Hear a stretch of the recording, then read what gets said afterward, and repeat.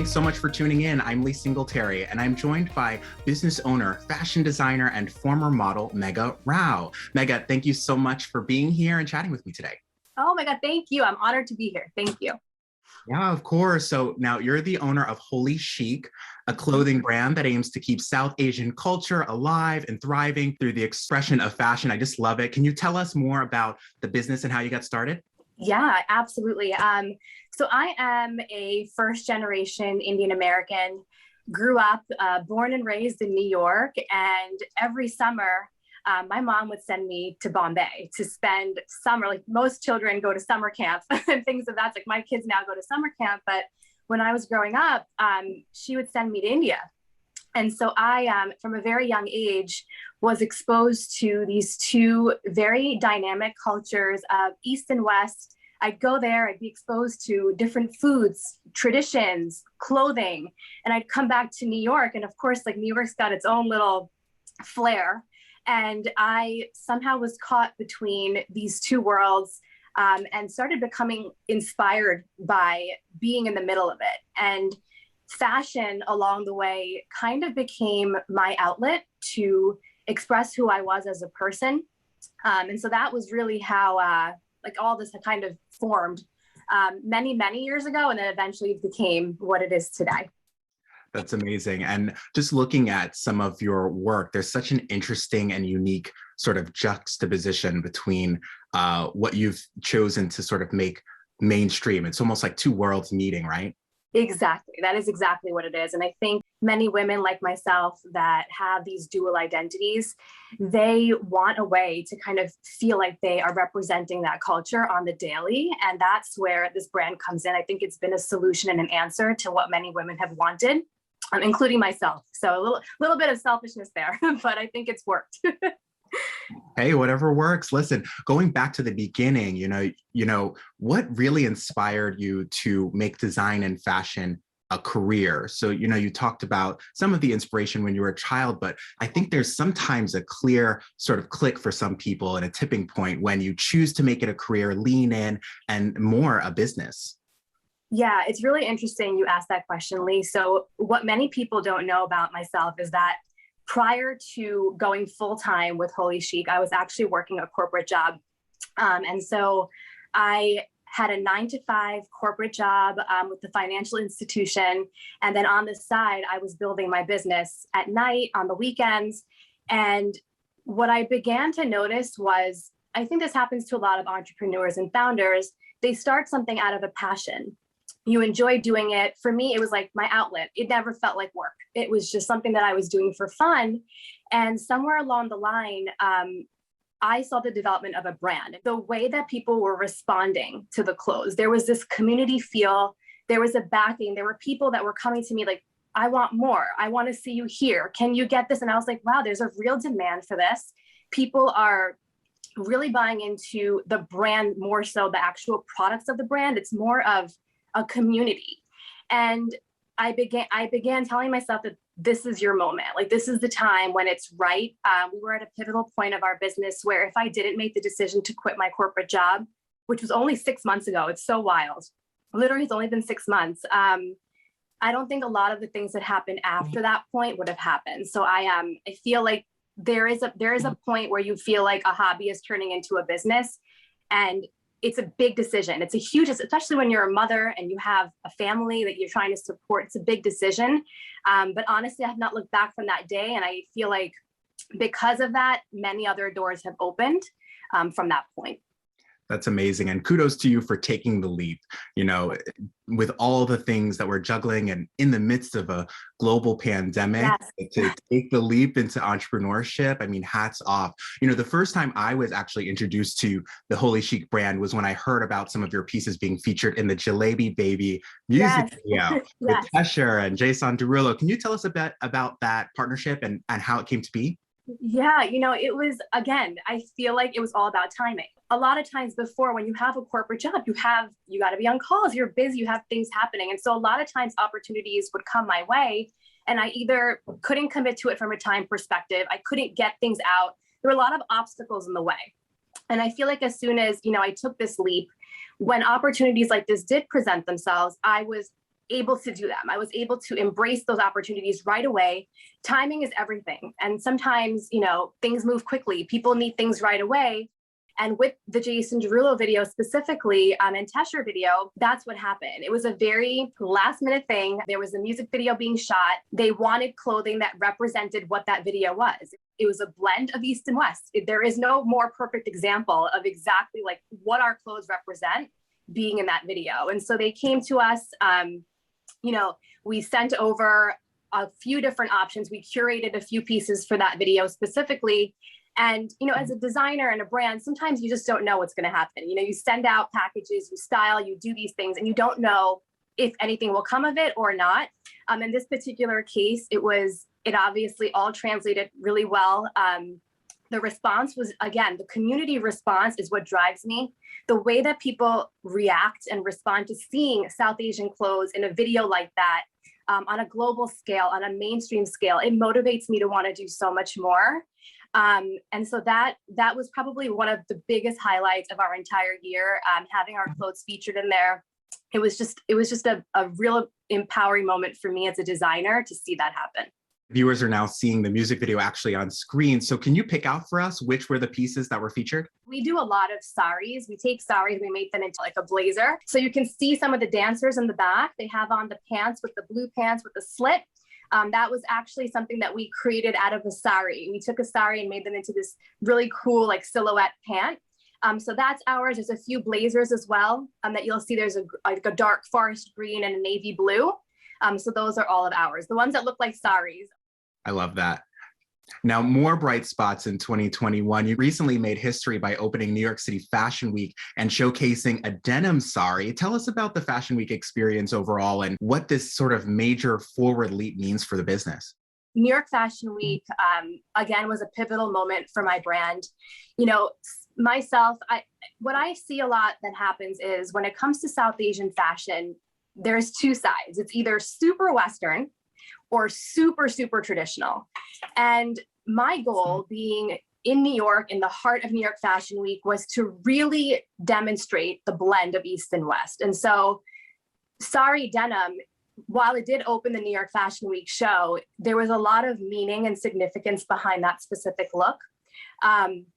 And where it takes me back to is the very beginning of the pandemic, where I feel like a lot changed for myself as a business owner, as a mom. Like I took that leap of faith to quit my job. And also the brand had a really pivotal moment in terms of scaling during the beginning of the pandemic. And one reason for that was this challenge that I started back in March or April last year, which was called the Sari Denim Challenge. When we were all home and we were, stuck in our houses, we couldn't go anywhere, I took to social media to connect with my community. And one way that I did that was through this challenge that ended up going viral. And basically what it was taking a sari and pairing it with jeans and showing people that you can create these looks with things that you already have in your closet. It was a way to have fun. It was a way to build community engagement, and it took off and it went viral. And so when this opportunity came to me for New York Fashion Week, I didn't want to just put anything on that runway. I wanted it to have meaning.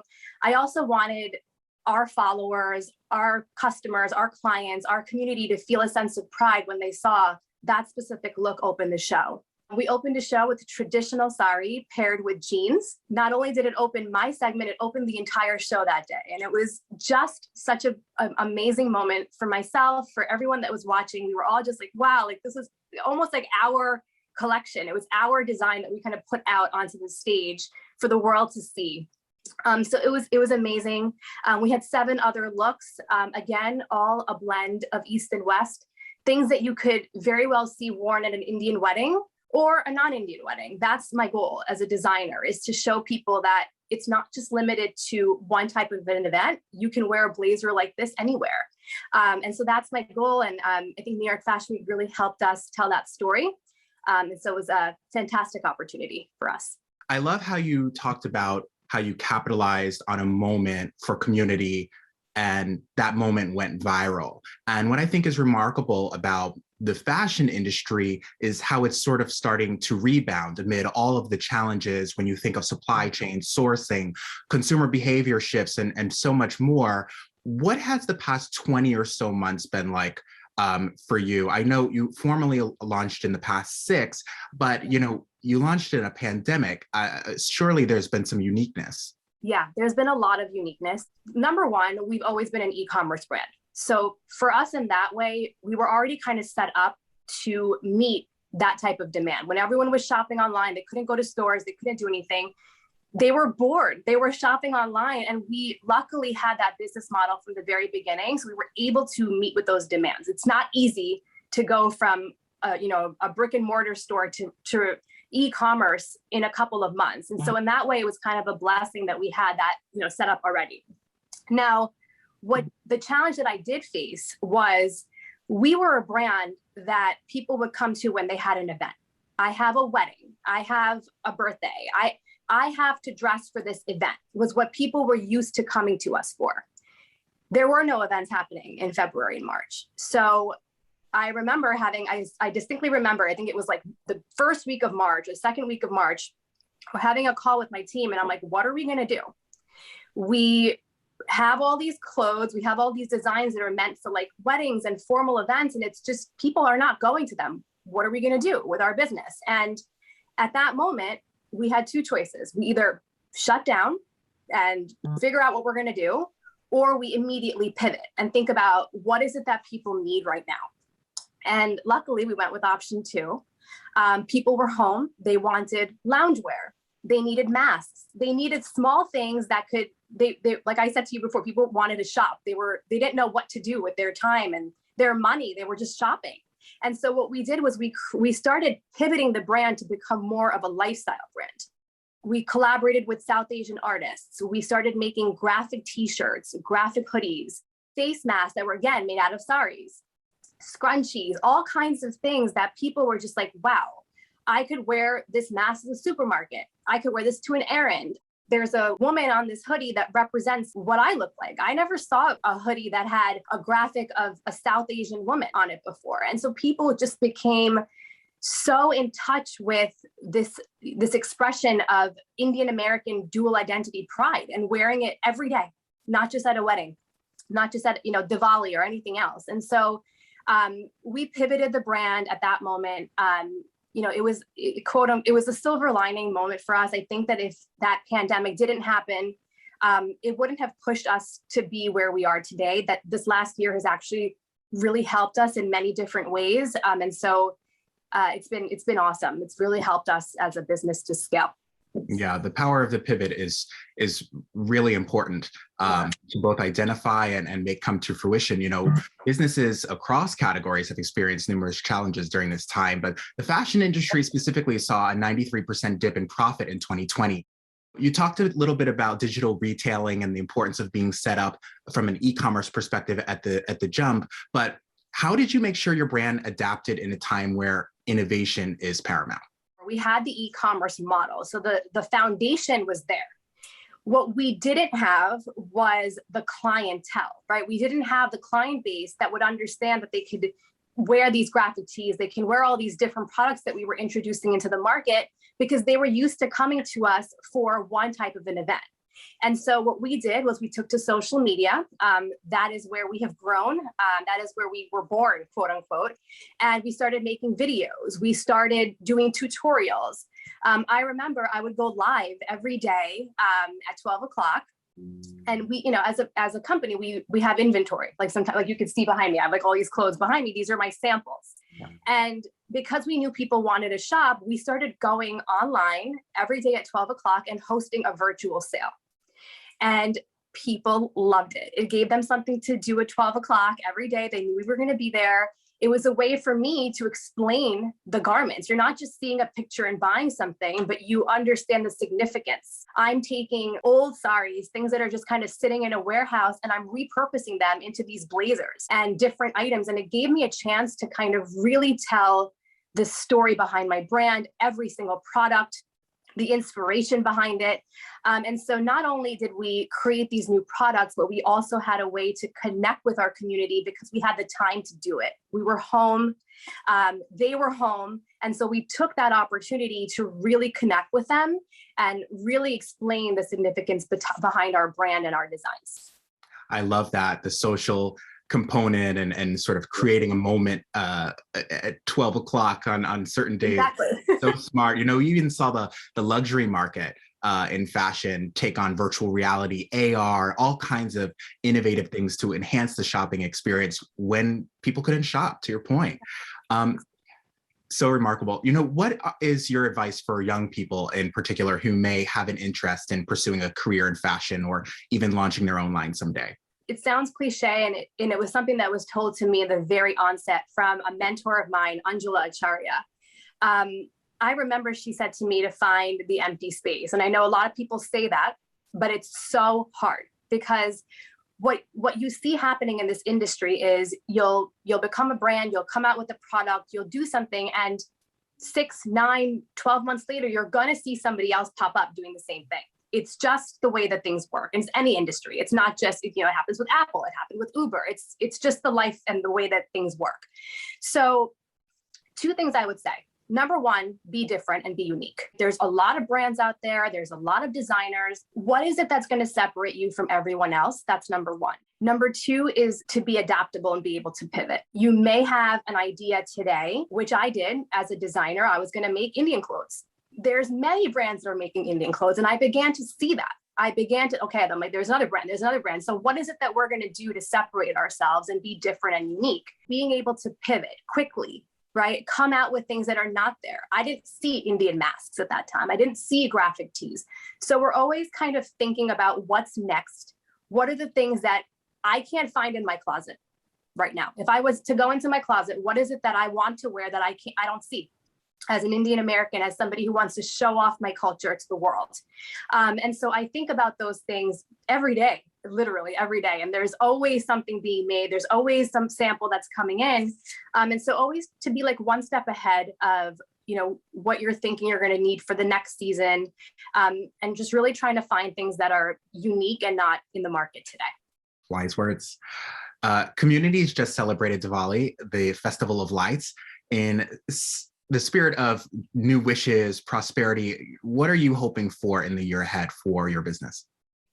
Wow, that's a loaded question. I have so many, but if I had to think of one, my goal is to really take South Asian fashion mainstream. That's my goal. And I know that South Asian fashion is beautiful. And of course, people are going to come to us when there's a wedding, like yourself. You have a wedding coming up, right? The first thing you're thinking about, what am I going to wear? Because that's always the association with an Indian wedding. It's Indian clothing, which is beautiful and which is fine. My goal is to take it beyond that. I want you to be able to wear a blazer like this to work. I want to see my clothes in all kinds of retailers. I want people to be able to understand that there is so much beauty behind our clothing. Things are made by hand. There are artisans in India that are making our garments right now that have been using the same technique for hundreds of years. It's all done by hand. It's all intricate, beautiful embroidery. And I think sometimes we get kind of bottled into these specific types of events. And my goal is to see South Asian fashion continue to take on a global mainstream scale. I want to be at the next fashion week. I want to see my clothes in retailers where everyone is wearing it. It's not just the Indian or South Asian community, but really anyone and everyone can be participating and celebrating the culture with us. I love that. And best wishes to you from me. I'm really excited to rock my soon-to-be embroidered blazer. So let me know when it's available Absolutely. To shop. Yeah, we're venturing into menswear. It's coming soon. You heard it first here. So we're going to have a lot of exciting things for next year. Amazing and exclusive. What do you know? Hey, Megha, thank you so much for spending some time with me today. Let our viewers know, by the way, where they can follow along and learn more about holiCHIC. Absolutely. So we are on Instagram. It's holiCHIC, HOLI chic. And our website is also holiCHICbymegha.com. So Instagram or our website. Awesome. Well, thanks so much for being here. Thanks so much for tuning in, everybody. I'm Lee Singletary. We'll see you next time. Thank you.